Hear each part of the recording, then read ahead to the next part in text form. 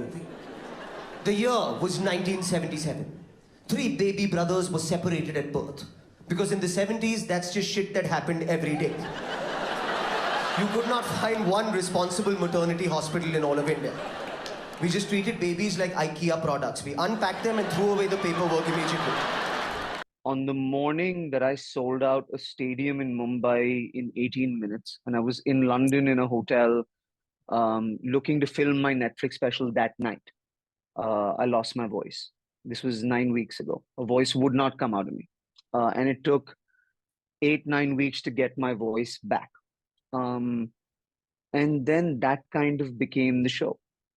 Do you know what I mean? Because if you're searching for an authentic manner of telling, which is I think is what modern stand-up is now. You know, I think it's not just is the material good, but is the manner of telling authentic. Then you owe it to yourself to lean into those experiences. So earlier I was just doing a show about happiness, and then it became a show about silence and how they correlate to each other, because I was silent for 6 weeks and not knowing if I would talk again. Like, I perform in America, so I worry about being shot in America. I think you need gun control legislation immediately. But I'm also Indian. So I want to be friends with at least that one guy who has a gun.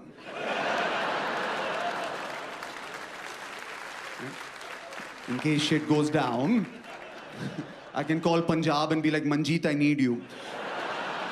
I'm very nervous. I'm not gonna lie.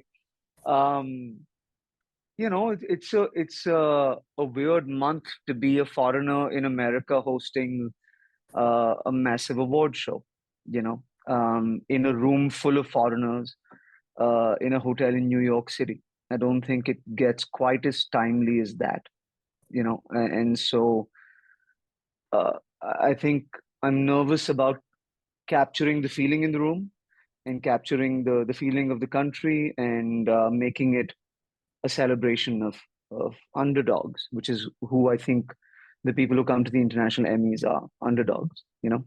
The winner of the International Emmy for comedy goes to, or one of the two, goes to Veer Das, Landing. I'm here for India.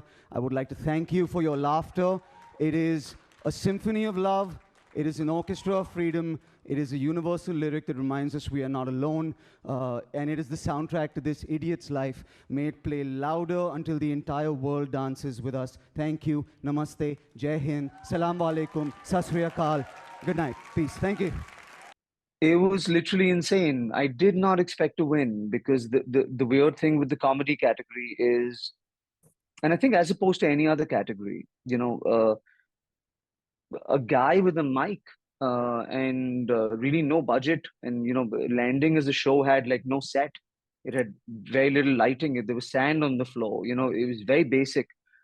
Can get nominated with the Dairy Girls, which costs millions of pounds per episode, or Call My Agent, which gets, you know, massive global behemoth shows. So it is kind of equalizing in that sense, because comedy is comedy and laughter is laughter. And unlike the Emmys, the international Emmys don't draw differences between those two things. They're just like, no, they're both comedies, which gives someone like me a chance to punch above my weight a little bit and be in the room with serious contenders. Anything under 29 weeks, I believe, is a woman's body and her choice alone. I believe that, all right?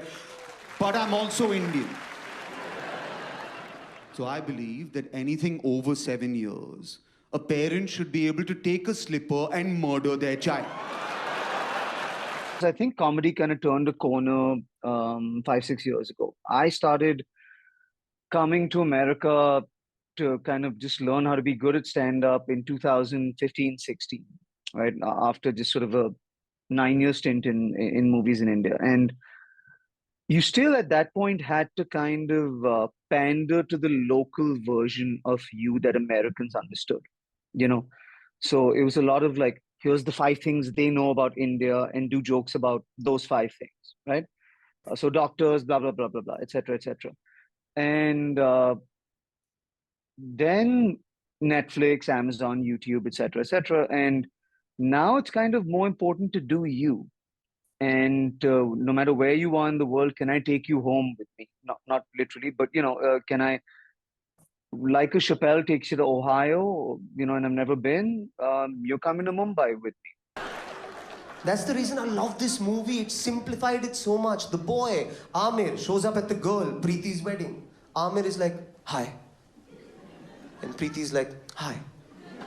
And then her fiance, Ayub, shows up, right? And Amir is like, and he stops. And then they leave. And the movie's over. Who the fuck are you, Iron Man? What happened?